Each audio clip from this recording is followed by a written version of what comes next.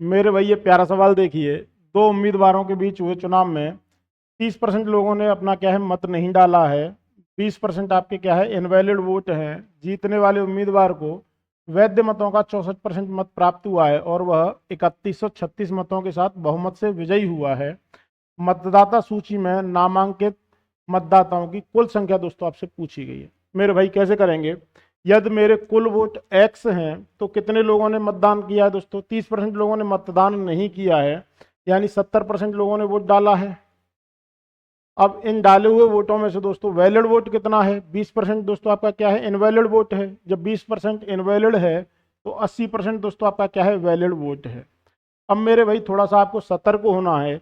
यहाँ पे आपको क्या दे रखा है? जीतने वाले उम्मीदवार को वैध मतों का 64% प्राप्त हुआ है। और ये क्या दे रखा है दोस्तों? मतों की संख्या नहीं है, ये है बहुमत से विजयी हुआ, यानी ये अंतर दे रखा है मेरे भाई आपको।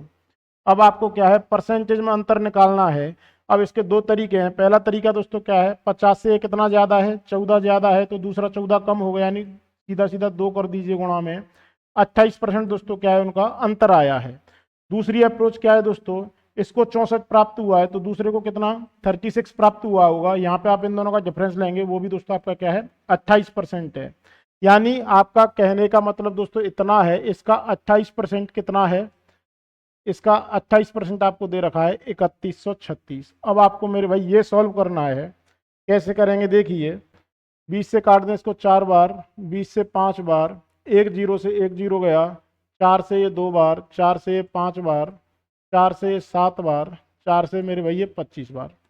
अब मैं इसको 7 से काटूं, ये कितनी बार जाएगा दोस्तों? 28 बचा 3, 28 बचा 8, 448।